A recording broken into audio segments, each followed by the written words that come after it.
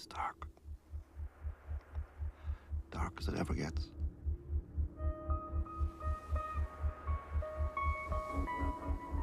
I'll not be leaving Kentish Town now, except in a box. There's no way back now. Where's Joe? But I can't seem to get a hold of him. Where's Joe? It's dark outside. The road full of twists I know nothing of. But you're all right now. Stop. Remember. Stop, remember. There's no way back now. There's no way back now. I'm in England now. Stop. Remember. Stop. But I can't.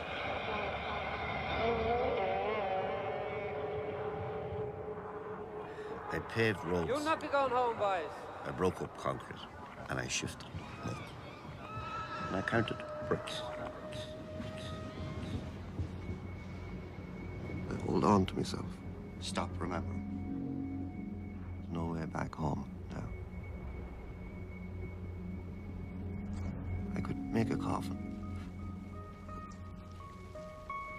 Stop. Remember. Stop, remember. I asked for help. Help from anywhere. I'll not be leaving Kentish Town now, except in a box. No way back now. No way back. There's no way back now. Something stirs down. A little wind. It's very gentle, but I can see it. The house set into the side of a hill. I'm up on my brother Joe's back, painting the north door.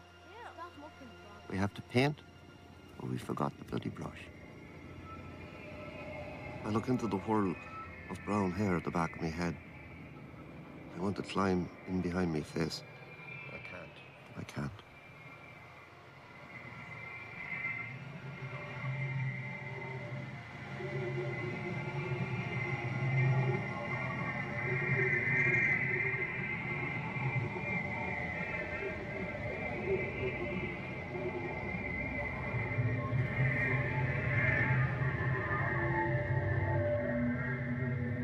This is me.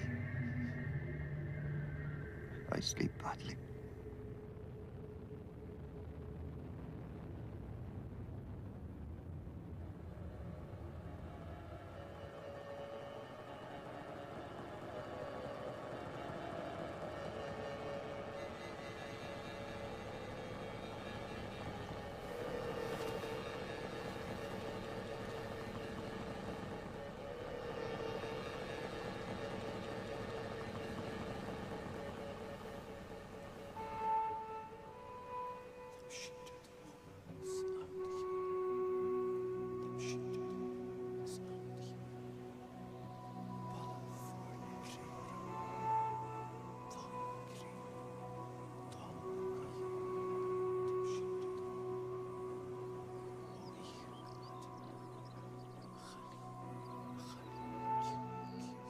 Francie.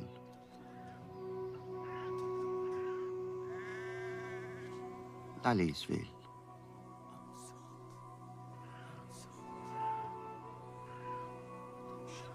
Feel where Joe Roddy took the heart attack. The gambling pit. Some say there's bones there from the famine.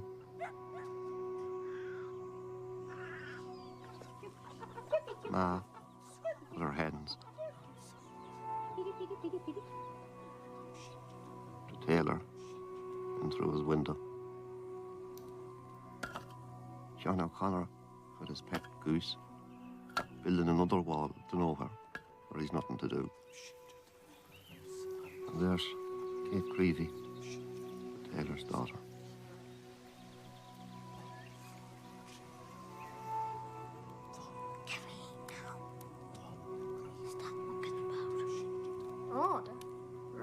The day of the stations was a big day. The priest will be there in the evening to say mass in the kitchen. And our neighbours and relations will be trooping in. We've loaves made. We've a chicken cooked. We've whiskey and porter and sherry. Sure, I do that one.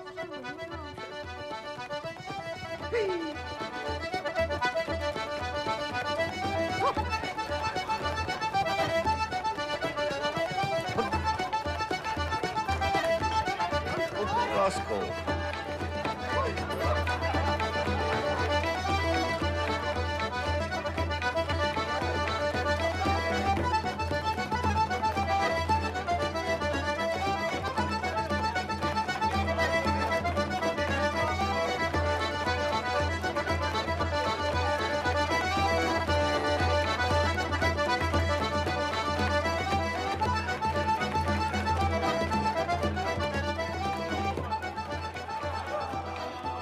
It was a night to remember.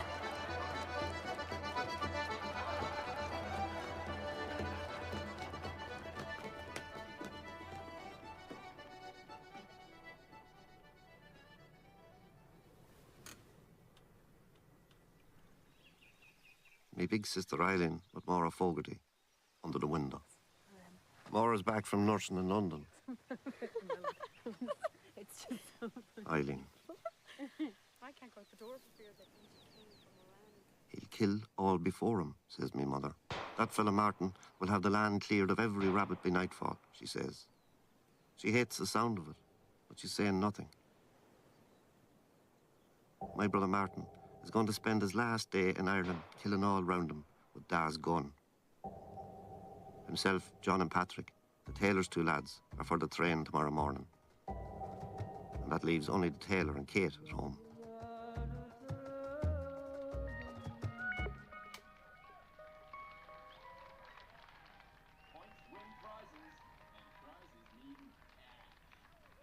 When I was young, I had no future and no past. After that came work. I paved roads.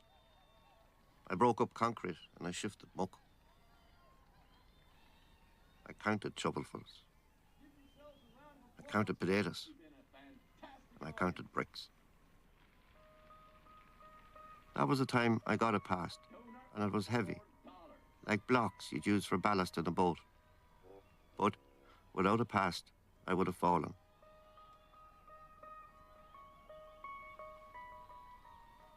I thought I had a future too, but I couldn't see it. It was in the things I lifted and carried, and the money I was paid for doing it.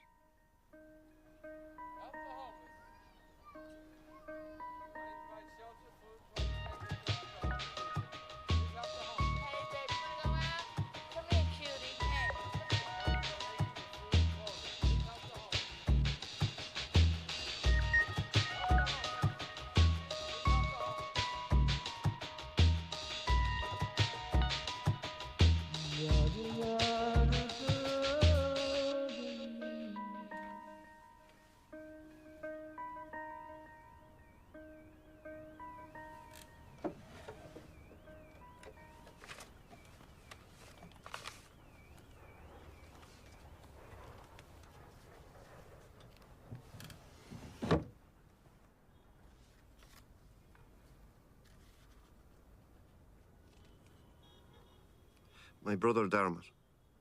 The farm went to Dermot, and I dearly wanted it for myself.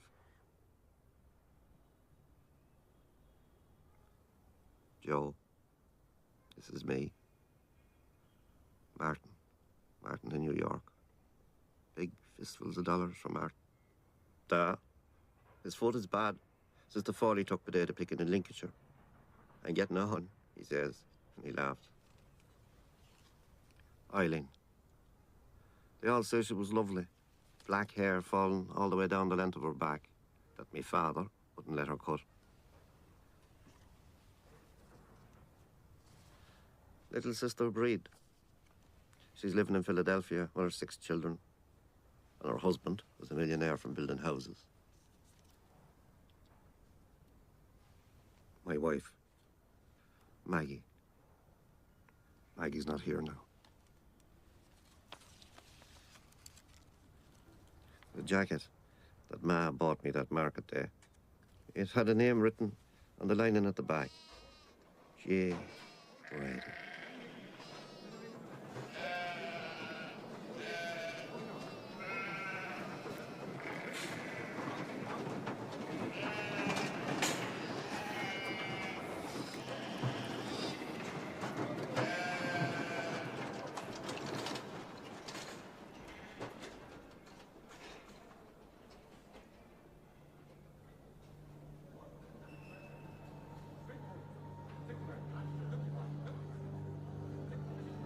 Can you mind horses and cattle? I can. Can you cut turf? I can. Can you operate machines? I can. With 10 shillings on your bed and board, do you? I would, I suppose. All right, so be at this place tomorrow.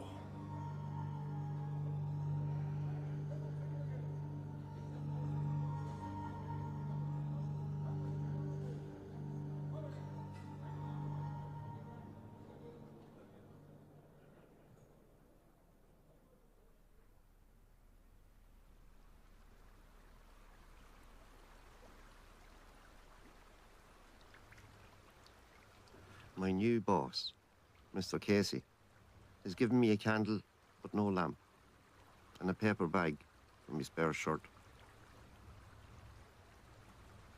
I think ever and ever of Kate Creevy. What's the distance between me and her? What matter? I had Maggie all those years, but not then.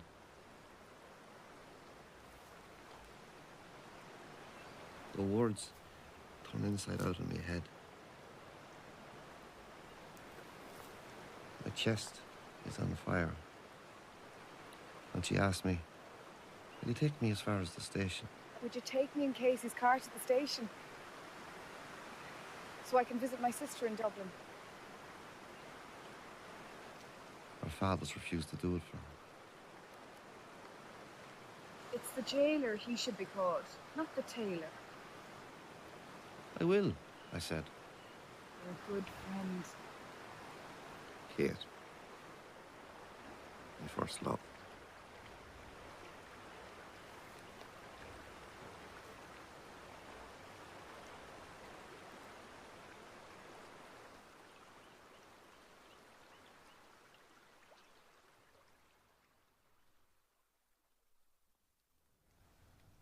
What I could do, I could mend nets, thatch a roof, build stairs, make a basket from reeds, splint the leg of a cow, cut turf, go 3 rounds in the ring Dad built in the barn. I could dance sets, read the sky, make a barrel for mackerel, mend roads, build a boat, stuff a saddle. I could put the wheel in a cart, strike a deal. I could make a shoe. I could work the thresher. Shear sheep, remember poems, set potatoes. I could read the wind. 10 bees if I like. I could bind wines. Make a coffin. Take a drink. I could frighten you with stories.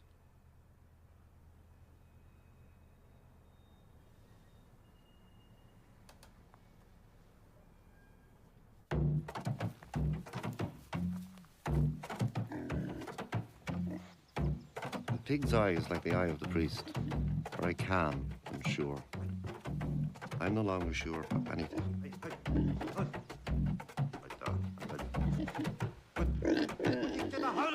The eye isn't so calm now that it sees all of us.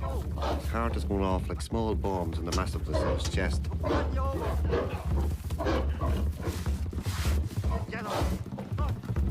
Joe has him by the ears. Dermot gets the grin round his snout and tightens it. Da pushes from behind. We heave him up on his back onto the table.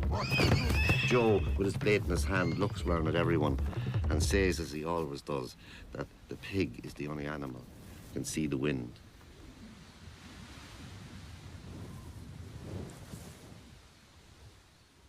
He cuts the sign of the cross into the throat of the pig. Now, he says, and he hands me the blade.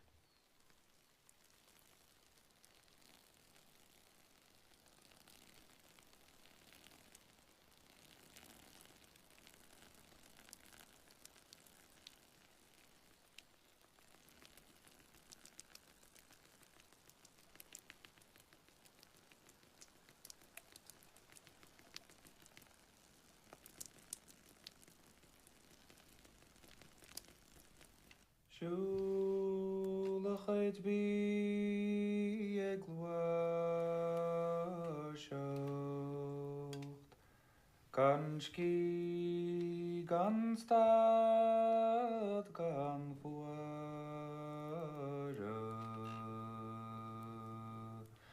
Tani he garis auri gan is bem ren fihu Marbai Israel ker huanta In Joe's voice, there's more than one sound. You'll never know until he sings them where they come from. Esrina chrovrian wani Dainian niton laun Tam shalanden oire Trigach bart danjarna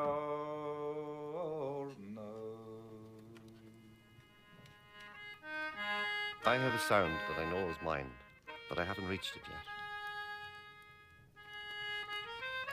I can feel the tune spilling out inside me. I can see the notes like small coloured stones. I can look at all sides of them and find the right place for them to go. I've never been in this place before, but I know all about it. Dad brings me a glass of whiskey. You have passed me out now, he says. It's time for you.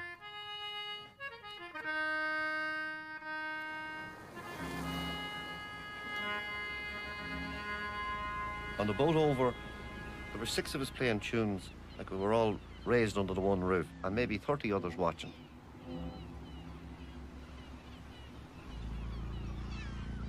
You could only see the brightness of their faces when they were playing.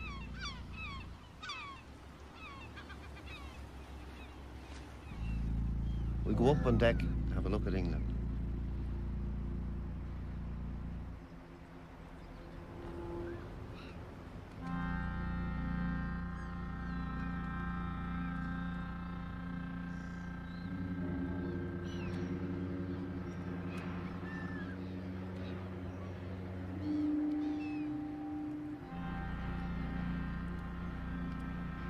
And I stopped on the pier for no good reason, to see if anyone had come to meet me.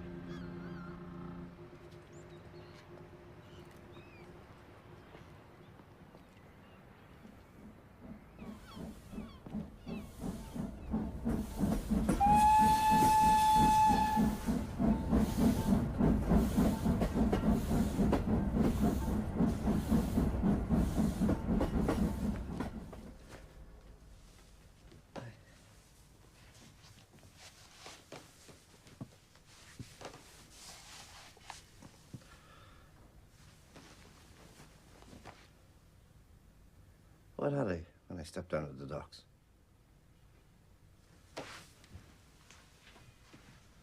The accordion. A suitcase of clothes. £4.6 I'd saved. £2 Ma had given me. That was a whack of money. What have I now?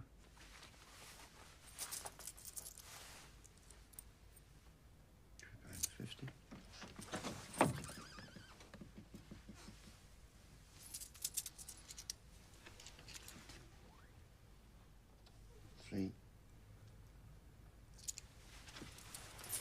£4. And nothing coming in until Thursday.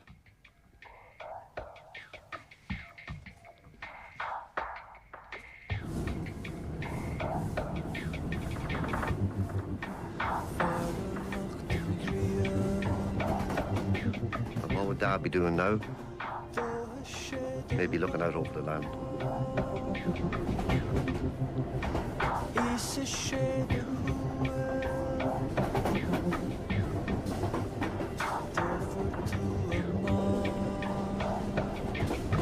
I'm in England now.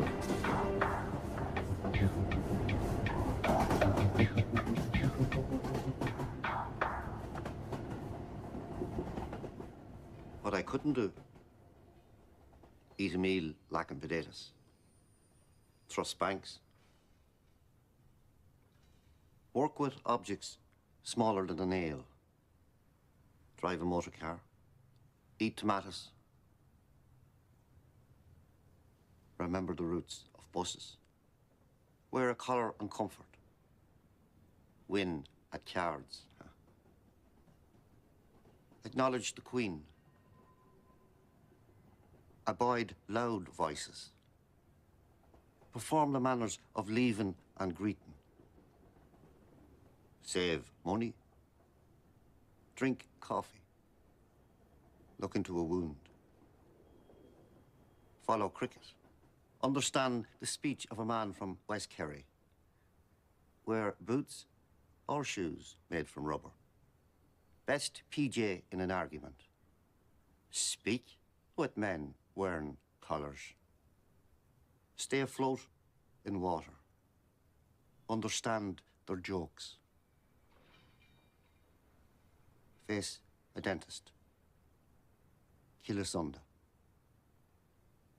stop remembering.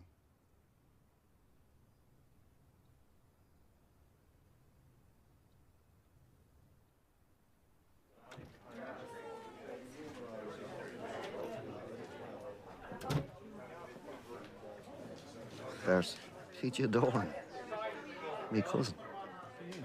How you doing, boy? Come here. Come over here and meet these guys. Christy, mind you. Lally, Conor O'Dowd, and Dan Ryan. 4 pints, please. Last time I saw Dan, he was coming up from the quay with 2 lobster pots, and the wind nearly blew him into the sea. The fire pints at me, and no food. Pints of bitter topped with brown ale. Pints of stout. I play the music, but I can play no more. The money drains from my pocket.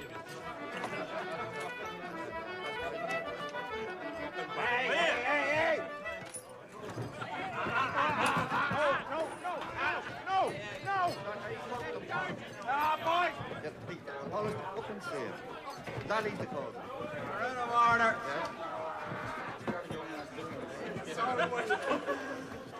Yeah, look at this. Look at this. Him. Look at. I don't have any.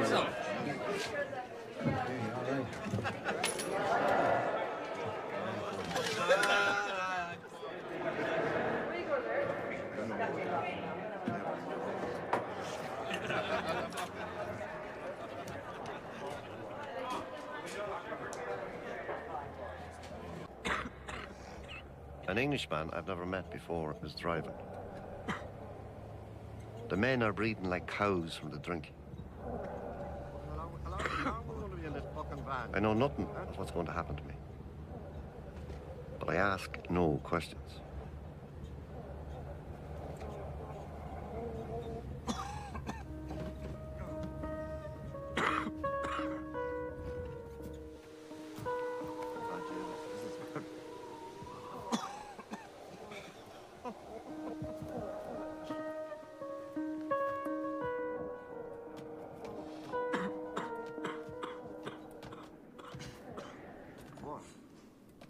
Well, the other men are getting into bed. I can taste the brine of tears coming into my mouth. But I let on nothing. I think if I got the fare home, would I be able to find my way?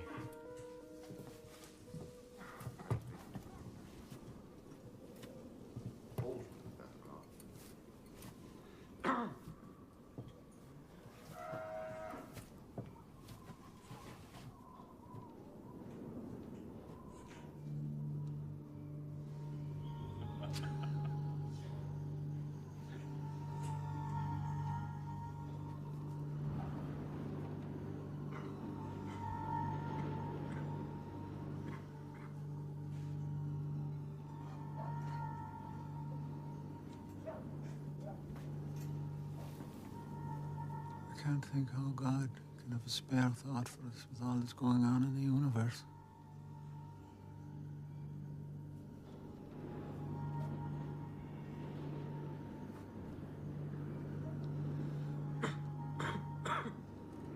Did my father ever work this farm, PJ?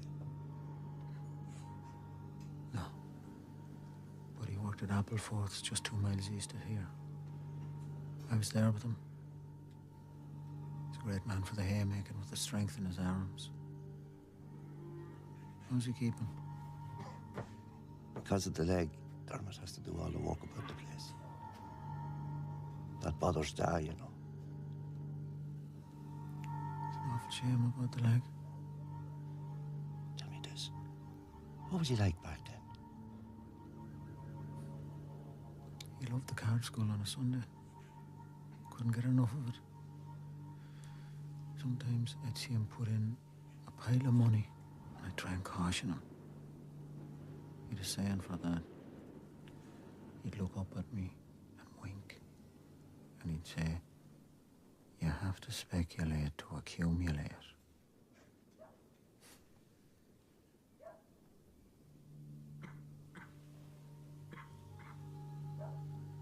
I'd love to have a telescope.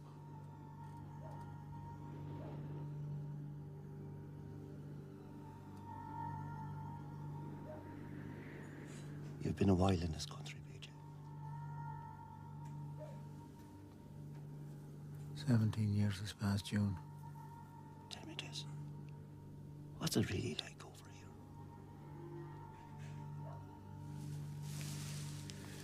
It's like you're trying to talk to somebody out of a deep black hole.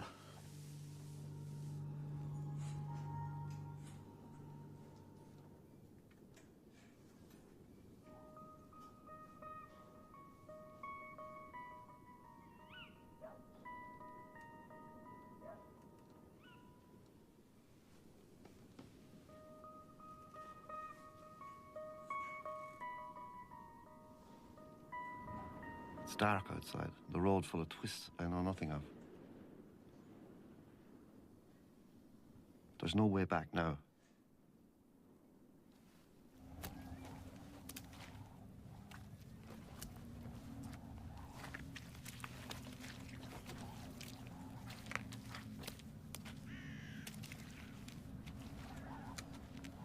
If I hold a potato in my hand, I can make no sense of it.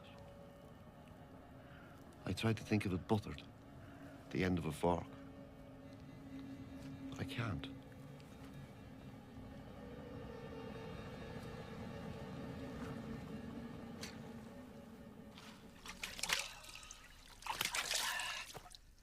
Can I move my arms or legs? I cannot. Still flaming from the cursed work. How many spuds before I could get a nice, clean shirt? How many spuds before I get a ring or a watch? A nice gold watch for Ma. Huh?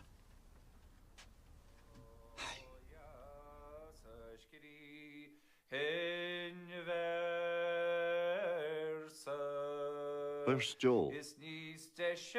I went looking for my brother Joe. Con said he heard he was sleeping in the bushes in Hyde Park. Another that he'd gone on a merchant marine out of Glasgow. Another that he'd a big family in Birmingham. It was Pat Creevy told me about the abattoir. I put my fingers in my ears against the pigs screaming, some down on the floor giving up, others running over them in the pens. There's a man putting hooks through their heels so they can be hung upside down. And there's another man sending currents through their brain. And then I see him. In a cubicle at the end of the room, astride a grate, in sheets drenched in blood. A long blade in his hand. It's my brother Joe. The hook pigs move along on a chain in the air, and when they stop before him, he sticks them. He waits while the pigs empty themselves into the grate. He cuts no sign of the cross into their throats. We have crew beans and bottles of stout in his room that night. But when I go to see him a month later, He's gone.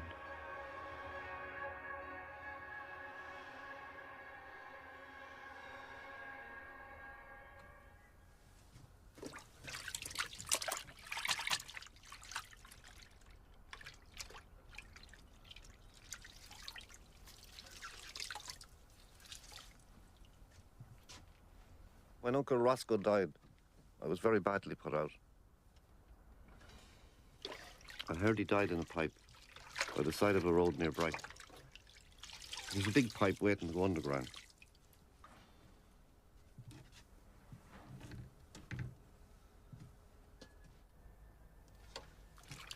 Yeah.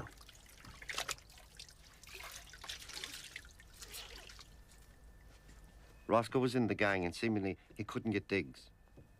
He was living in the pipe. They found him dead in the morning.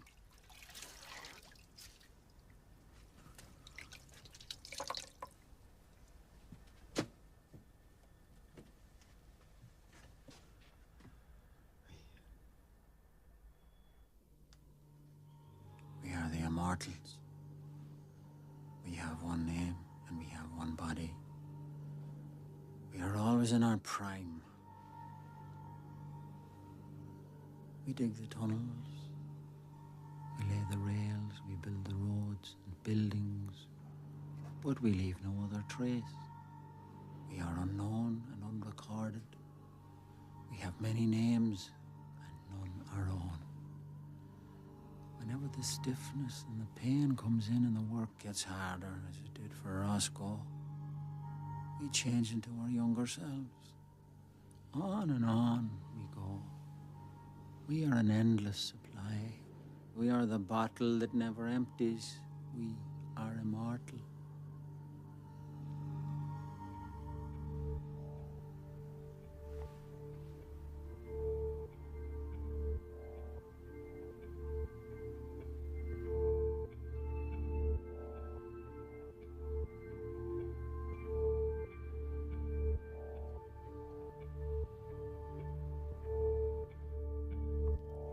Dad's in the coffin.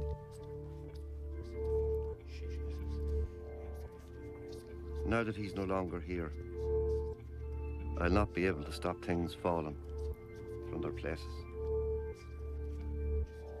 These are the people that Da saw from the time of his birth. If I could see past that look and on into their heads, I'd take out all they ever saw of Da, and I'd keep it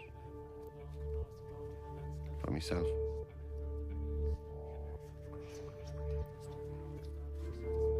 A sadness reaches like a clawed hand into my bones and organs. It fills the spaces between. It's heavy and it's strong. I believe this sadness can never leave me.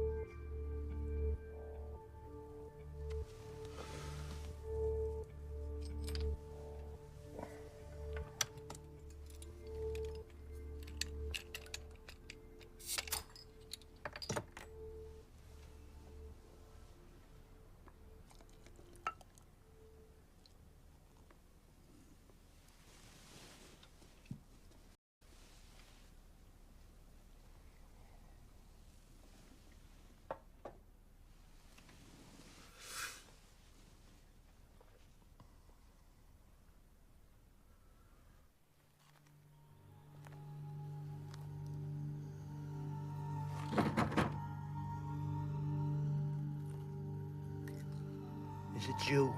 It's me. What is you? Like a suit. A suit? Yeah. For attending mass, for travelling, and attending dances.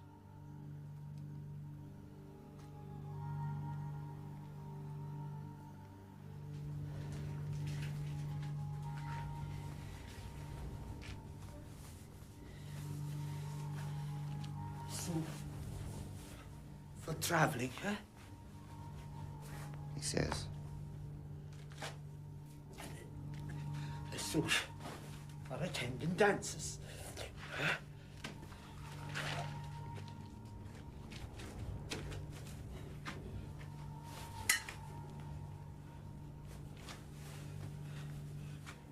All right, so.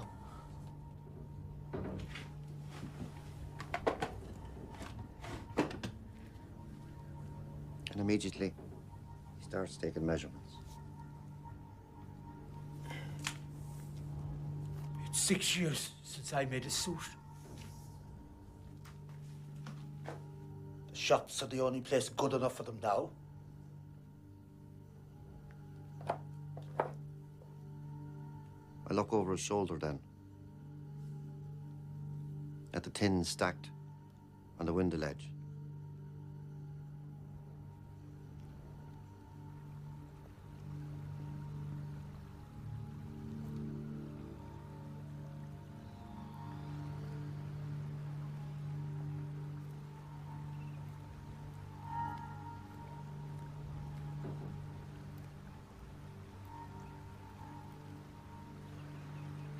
Would you take me in Casey's car to the station?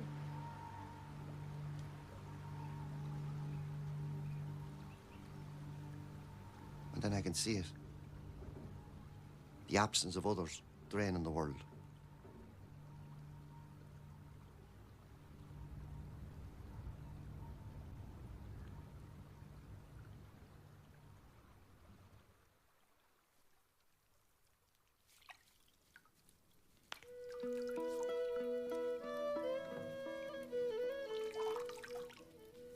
Ma won't stop moving her hands since the funeral.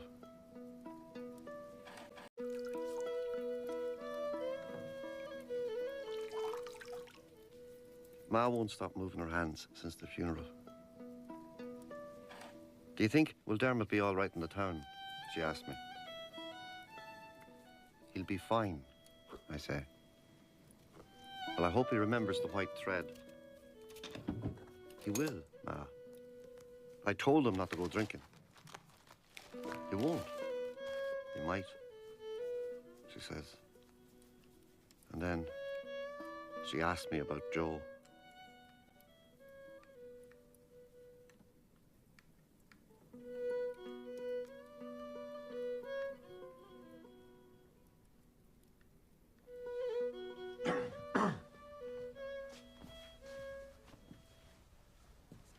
When Ma hears that Joe's gone missing, she wants to know all about his room, the time I went down to Ipswich to see him. She wants to know all about him. The condition of his skin. Was he thin? How much drink he was taking. Did you try the police? There'll be no use, Ma. The register for people voting? He never voted. He never voted in his life. The hospitals? Don't answer her. It was the same way with my Uncle John. The day after the farm went to my father, he put a few clothes into a bag and went out the door. Oh, how could they know then that they'd never see him again? A fine man with the strength of a dray horse. And do you know what happened to him? He was found 3 months after he had died in a room in Northampton. They had to wear masks to go into the room. 42 years in England without ever sending a message home. It was as if he walked into a cloud and vanished. She asked me, did I put an ad in the paper?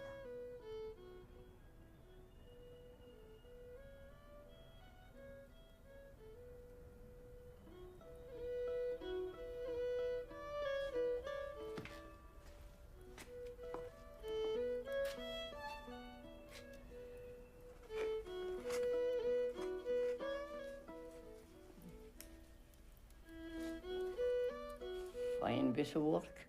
I didn't think old Creevy had it in him.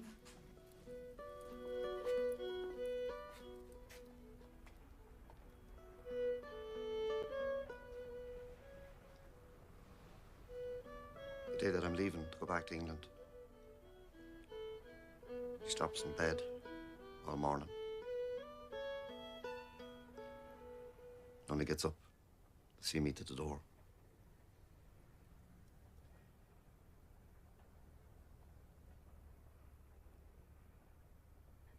As I'm leaving, there's the smell of a fire. We turn the corner, we're passing above the tailor's. He's an axe in his hand and is moving round before a fire.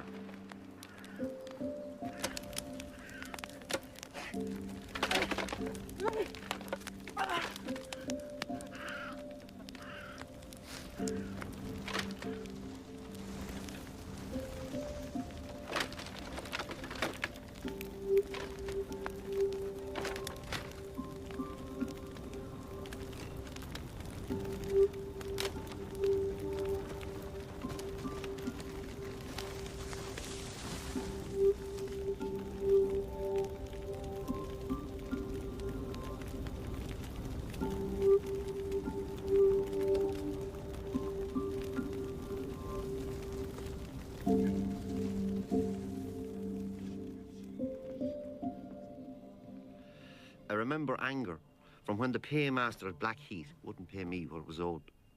I remember Kate Creevy boarding the train. I remember loneliness and sadness and the walls of Key Road. I remember pure sadness. This is not any of those, but some of all of them, maybe. And more. What is more, though? There'll be no comfort in sleep or drink. It's like something is covering me that threatens my breath. It's like something is moving that will break things inside of me.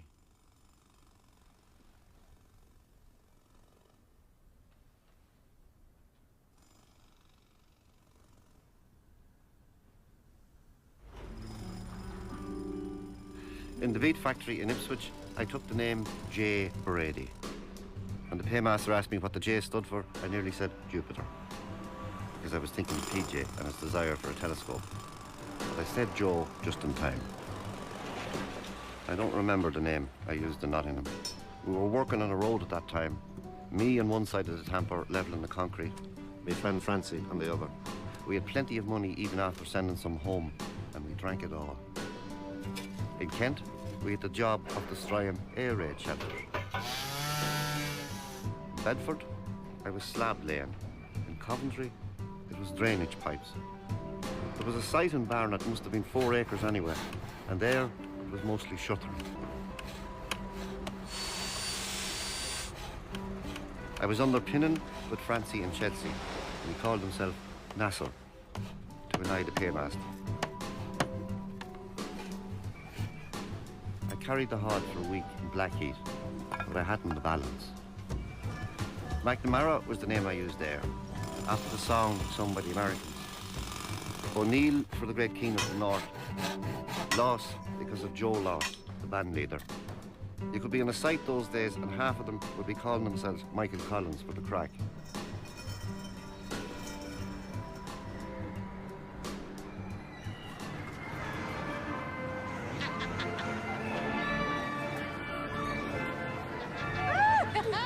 The great tornado, huh? Come on and see the great tornado. All put them out. Want to see the great tornado, huh? Who's the great tornado? Inside a tent at the Goose Fair in Nottingham, me and Francie, watching a boxer called the Tornado. For £2, you get 3 rounds in the ring with him. If you beat him, you get 10. Now, said Francie, put those good arms to use. You're the man for it.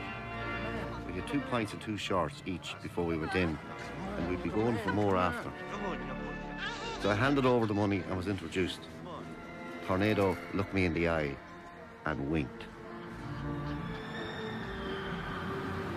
Come on, Tornado, I said. Come on, come on. I led with 2 rights, and then went in with a left. He pushed them all away, and then he came back and landed one awful blow right before it, and then another one. And It was like logs landing on you. He was some whore. It was tornado. And he got me under the arms and pushed me up against the ropes. And he hit me a jip right on the lip.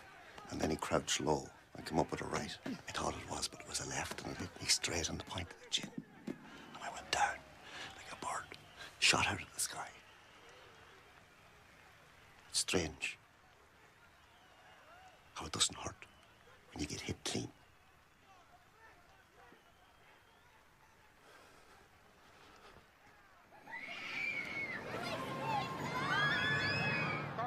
Getting the ball but losing again. Liam Salmon for Galway. Straight down the middle to full forward Tom Youghlin. Tom gets it 40 yards out for Galway. Slips Humphrey Kelleher. Still has the ball. He's being caught by Humphrey Kelleher, a free in for Galway.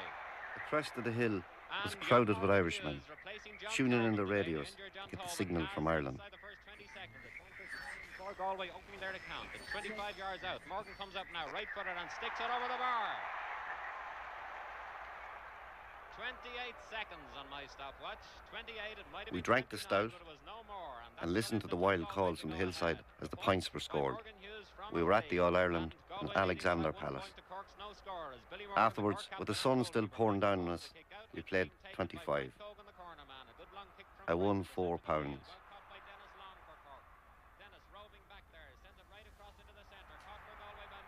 Did you know to have a statue here of Oliver Cromwell? Said Francie.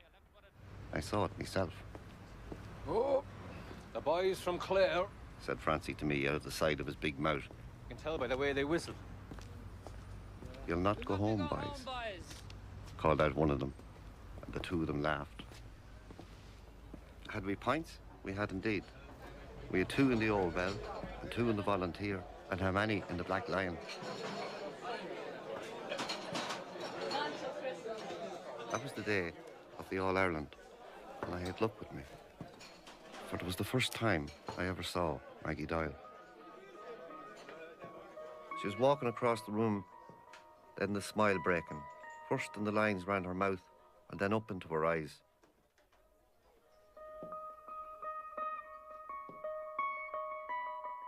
Because there has been little or no monitoring, disadvantages have gone unrecorded, and no targets for improvement have been set. The needs play no part in the service plans and consultation processes of statutory bodies, voluntary organisations, and local authorities. Their contributions to the economy, to culture, to political life, and to society at large, according to a 1991 census.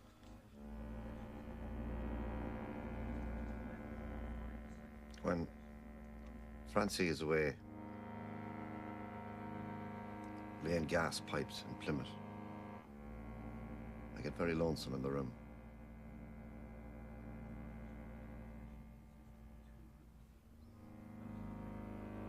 I read the paper, but can't reach the end of the story.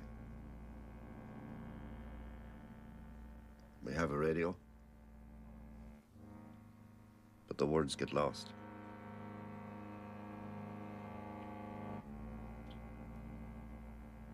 We have a clock, but the minutes are very uncertain.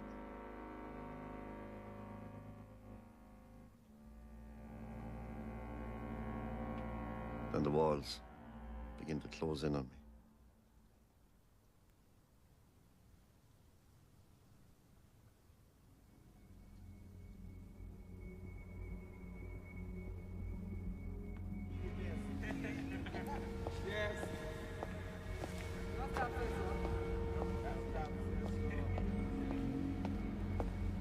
One night at closing time, I'm walking behind a red-haired man with mud on his boots, the trousers falling off him, the paper rolled up in his jacket pocket, and him taking to 2 sides of the road from all the drink. And I know it's me.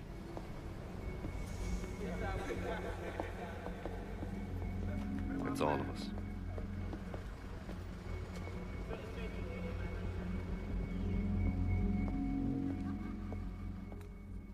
We'd had only the 3 dances at the Pride of Erin and a walk along the canal when I met her one Sunday by accident.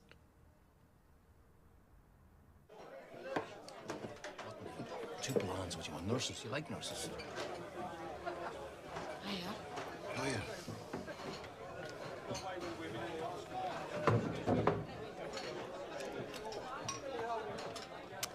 I heard you had to go to the hospital.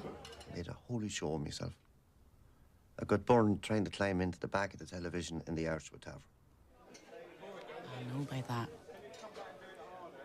But you're all right now. I am, I say. But I made an awful idiot of myself, Maggie.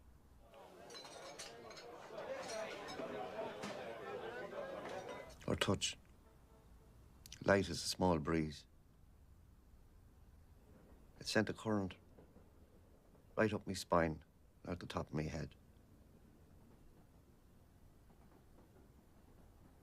I can remember it now, if I think about it.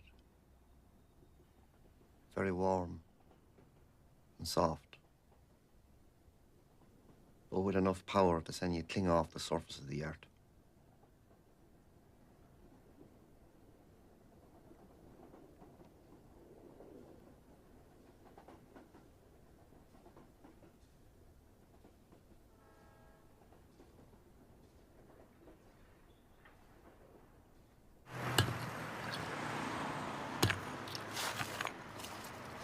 Every day that summer, me and Francie dug up the pavement in Ladbroke Grove.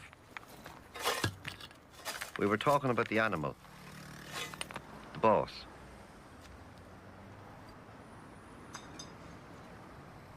He's no gentleman. He put a lit cigarette up into the arse of a cat. A gentleman would never do a thing like that.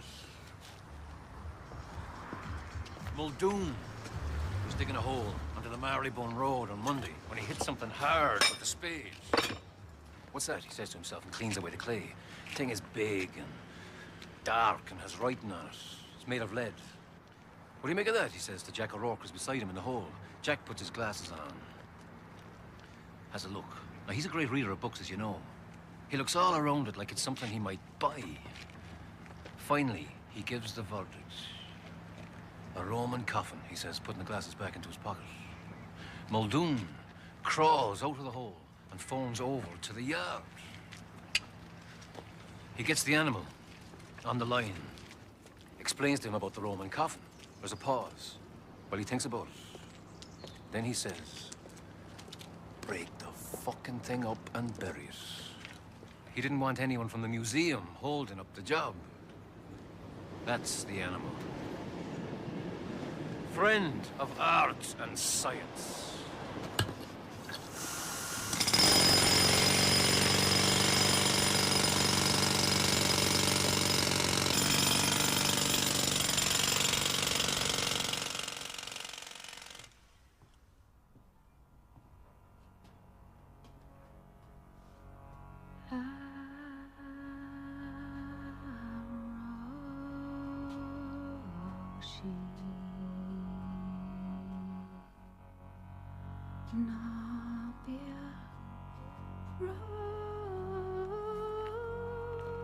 The month of my mother's death is November. Dermot's been drinking whiskey since the day Ma died, and so it's fallen to me. Mrs. Carney tells me her husband, the gravedigger, is sick, and that I'll have to look after the making of the grave myself. She goes into a shed and comes back out with a spade and hands it to me. Here, she says. Where am I to dig, I ask her. She looks at me. Dig up your father's coffin, she says. I'll make the grave deep enough for the two of them. That's what she says. And then she goes back in and closes the door.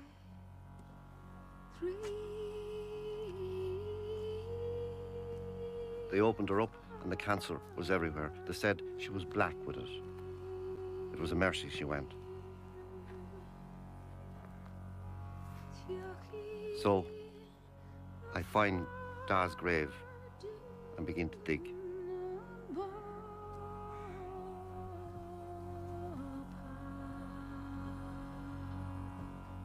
How much of this can I bear?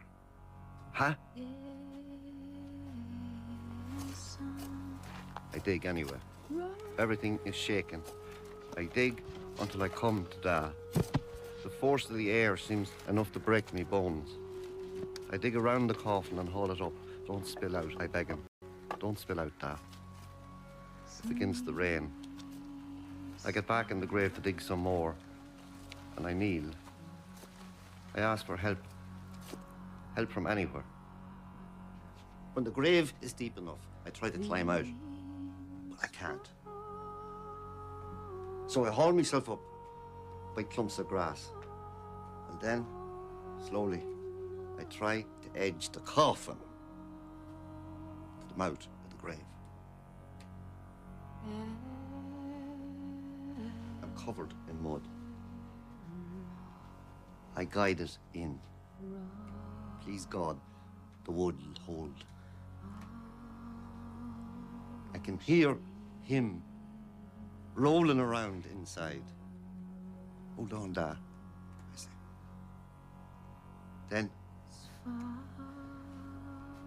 Then I got the coffin to the base of the grave, and I write it. What's this thing that's on me? Huh?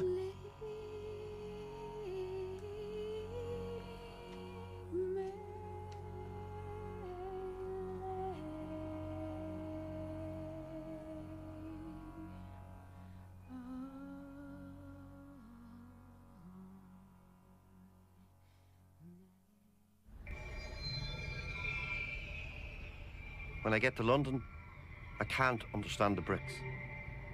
The bricks make up the walls, and the clay makes up the bricks. I think of all the bricks and of all the little holes, some the size of only pinpricks. How can there be so many bricks? How can there be so much time to place them into rows? I think of a building, some big, great building. How many bricks does it take to make up its walls?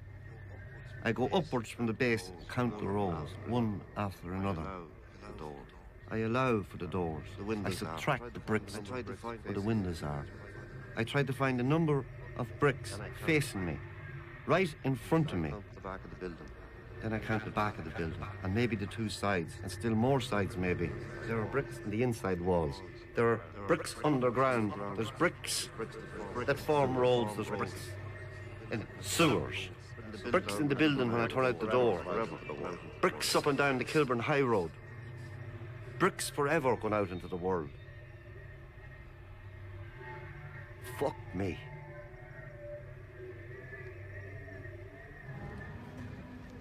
You'd think Horst McGurk was throwing the hammer the way he swings that load of bricks. The banksman has given up guiding him, for he knows the horse will pay him no heed, none of the earthly.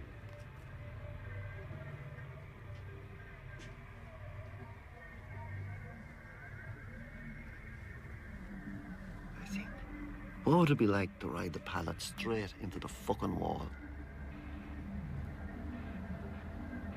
All the weight of the bricks swinging at the end of a cable.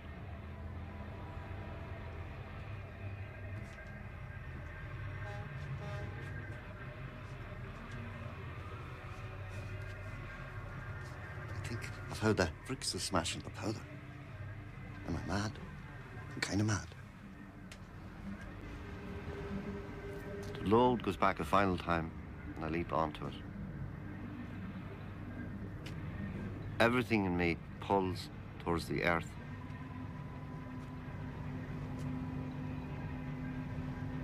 As the load swings down, I begin to feel the great power of the crash before it happens.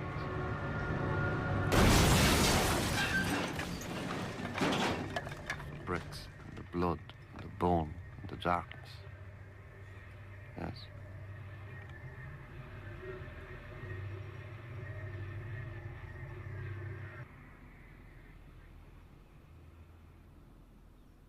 What I could do then? I could forget my own fucking name.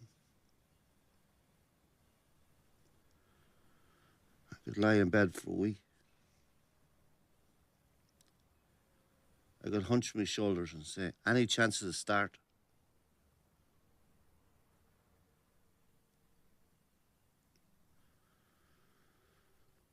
I could go to the wrong shagging door.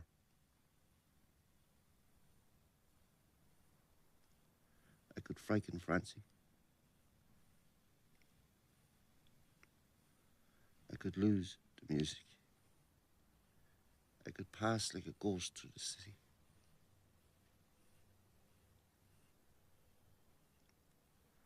I could walk without knowing I was walking. That's the truth.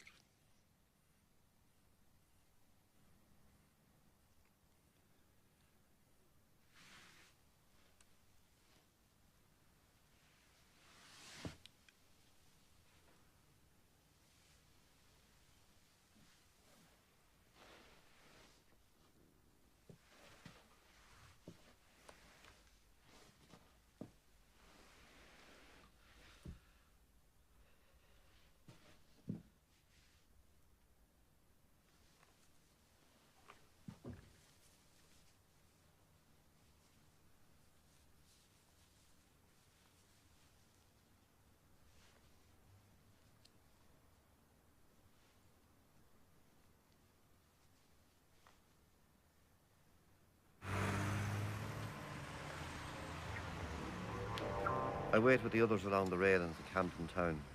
They're all in their coats, leaning over, smoking cigarettes. Men who would live in your ear in a bar, hold back from speech. There's no talk. Strip our knuckles to the marrow. Wounds open without warning. Our minds tightened by the narrow. Fear closing any morning. All our bread to clear the lungs. They have me sweep. I sweep the dust and shavings of wood and food that falls to the ground. When I'm doing this work, I have in my mind only the picture of myself, the broom in my hand. On the scaffolding, I fear a fall. When there's crack, I step away, with shame at the way words are so slow and broken in my mouth. From this, there's no hiding.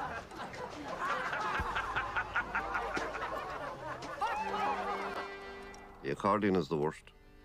There's so many buttons that I cannot find or remember them all. I try to play. I play for Maggie, but my fingers slip from the buttons, and I get a flat sound, the call of a goose.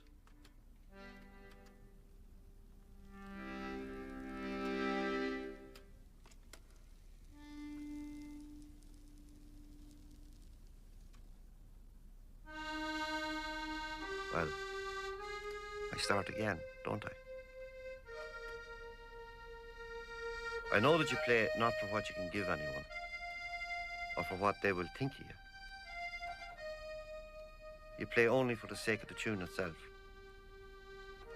And it gets to the point where it seems you can get away from me. But it doesn't. I can hold it in. And this is the time when no one can touch you.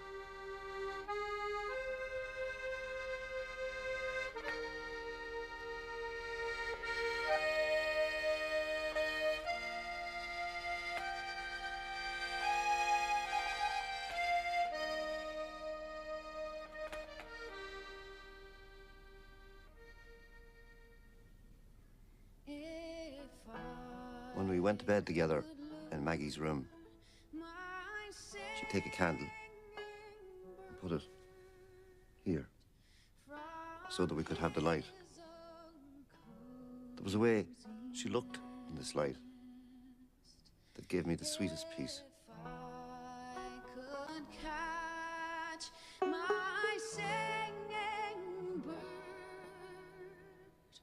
I would warm him on my breast, for there's none of them can sing so sweet, my singing bird, as you.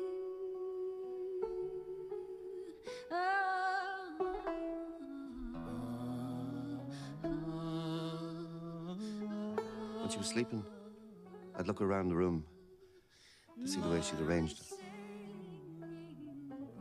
I loved the feel of her breathing lightly on my neck.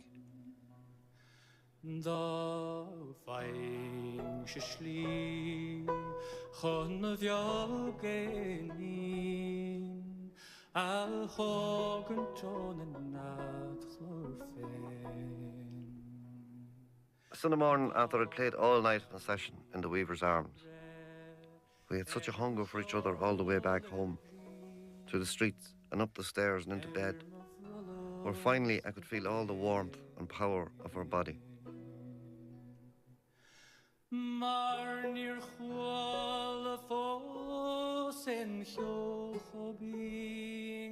drank brandy then in the bed.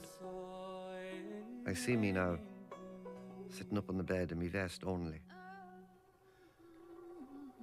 The bare white legs crossed, the hair on me head standing, and Maggie beside me with her hand on me knee. My singing bird as you.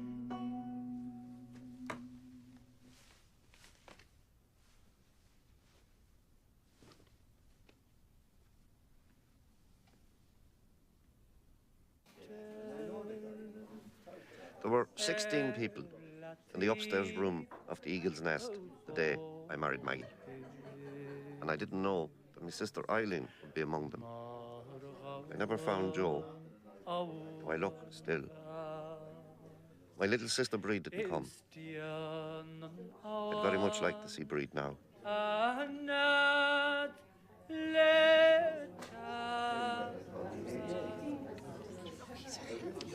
Beautiful hair, too.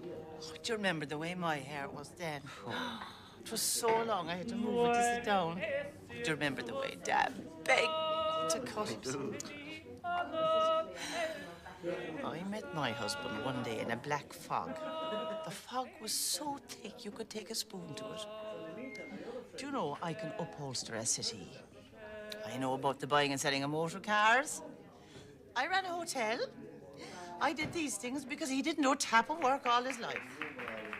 I met him in a black fog. I never came out of it till the day he died. I should have known better. Stayed in out of the fog. Come on, will we have a dance? My sister Eileen stands up then and holds out her hand. The tune begins.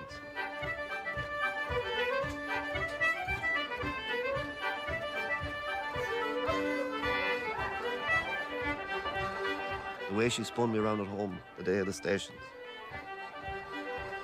Dad lifting the accordion out of its box. The accordion grown in my hands.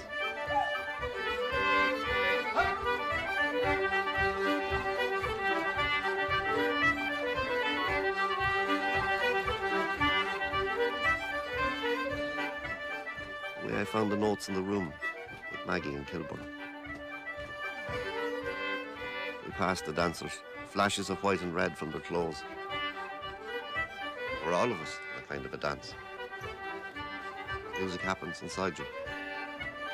It moves the things that are there, from place to place. It can make them fly. It can bring you a cure. It can bring you the past. It can bring you things that you don't know. It can bring you into the moment that's happening.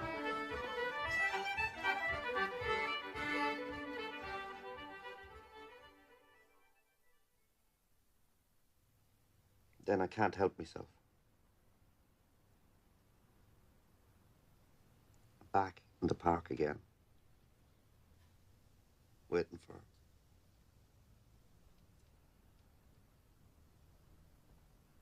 There she is.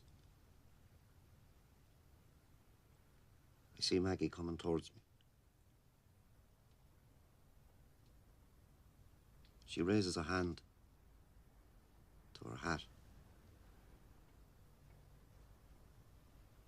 I see this again and again and again.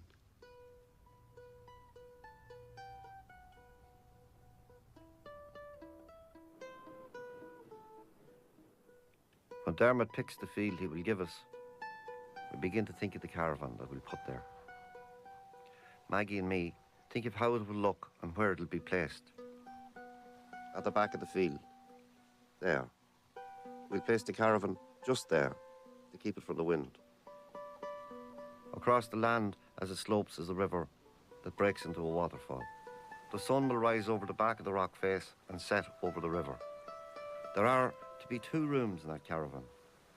We're to have flowers through the summer and curtains bought in Belfast. We know the plates we'll eat from, the glasses we'll drink from, and the pictures we will look at on the walls. We'll know how it will look through the bedroom window on a clear morning. We know how the white thorn will look in May and the rowan berries in September. We know the smell and the light and the feeling of the air.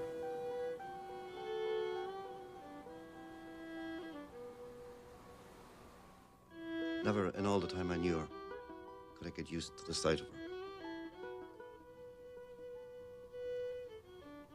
There was something in the way she held her head, or how she'd arranged the hair across her face. The bones in her hand. She put her hand on the top of her hat to hold it in the breeze and waves. Her stride lengthens and quickens.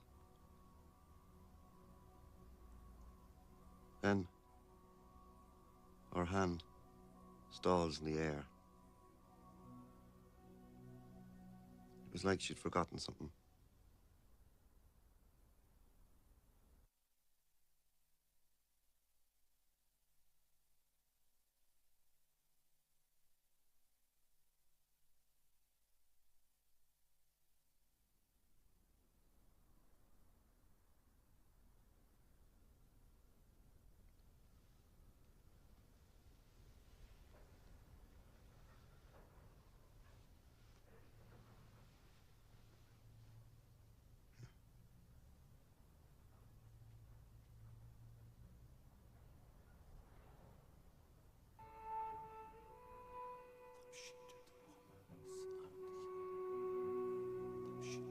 The morning after the funeral, I took a taxi back towards home.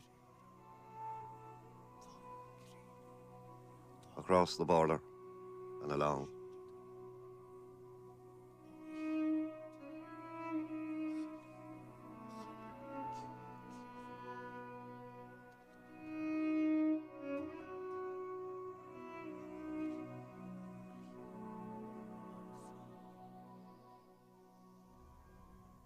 What is it to miss someone? It's not the throbbing ache of a wound,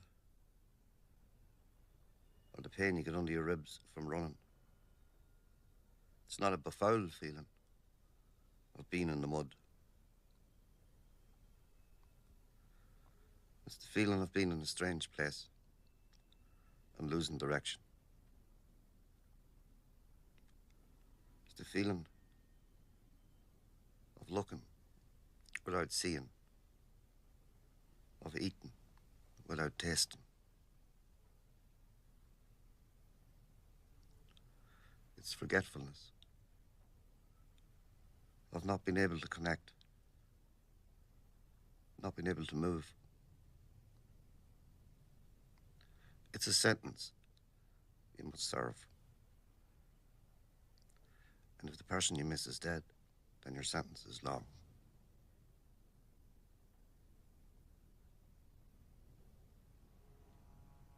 I stand where the road rises.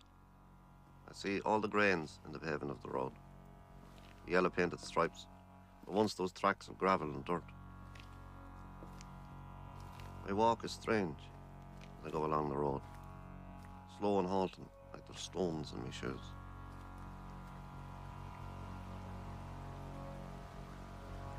I can hear the river. It's softer now.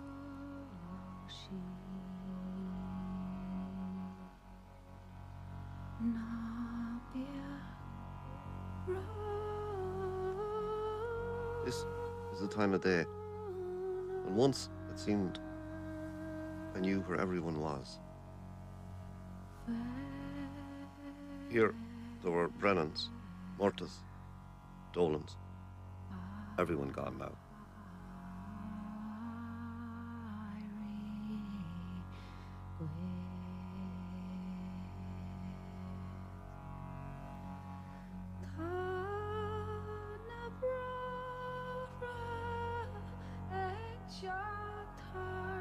The house where I was born, the door is blue, and now it's hanging from a hinge. If I could draw music from the air, I'd place it behind that door. I'd fill the rooms with people, I would. I'd look into their faces and listen to their speech.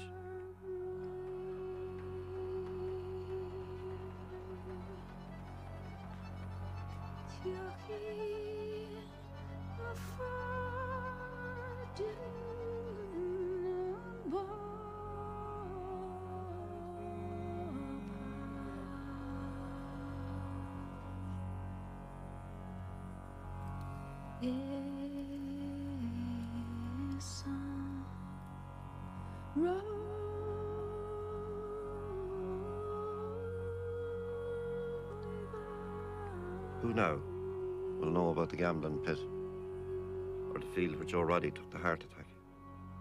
Who'll know the stories of the men and women that lie beneath the stones in the graveyard? I walk now with nothing alongside me. No sounds, no pictures. Nothing of what was in happiness or in pain. All that I pass seemed to vanish as I go. There's a time long after work and you can look for strength, and there's nothing there. There's a time for forgetfulness, and there's a time when you know again what you can do.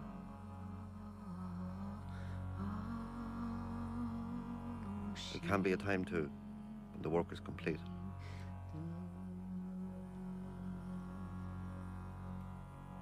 In the morning light, I let it go.